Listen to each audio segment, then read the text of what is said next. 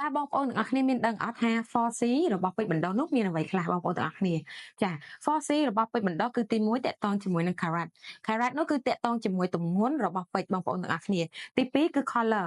គឺតាក់ទងជាមួយនឹងពណ៌ដែលបងប្អូនទាំងអស់គ្នាតែងតែនិយមប្រើនោះគឺ DEF នៅស្រុកខ្មែរយើងណាបងប្អូនទាំងអស់គ្នាចា clarity អ្វីទៅជា clarity គឺជាភាព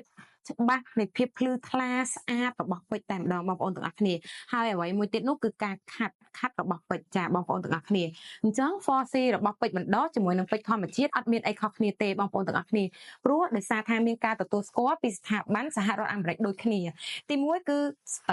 ពេជ្របណ្ដោះគឺយើងមានការទទួលស្គាល់ពីស្ថាប័ន IGI ចាហើយសម្រាប់ពេជ្រធម្មជាតិវិញគឺយើងមានការទទួលស្គាល់ពីស្ថាប័ន GIA អញ្ចឹងបងប្អូនទាំងអស់គ្នាអាចប្រើប្រាស់នៅពេជ្របណ្ដោះបានដោយជឿជាក់នឹងគុណភាពតែម្ដងបងប្អូនទាំងអស់គ្នាអញ្ចឹងទាំងអស់គ្នាកុំភ្លេចណាបើសិនជាចង់បានពេជ្រទឹកស្អាត color ល្អជាមួយនឹងពេជ្រដែលមានគុណភាពចាអាចតកតងជាមួយនឹងអធិណាគ្រឿងអលង្ការទាំងអស់គ្នាបងប្អូនទាំងអស់គ្នាចាបាយបាយ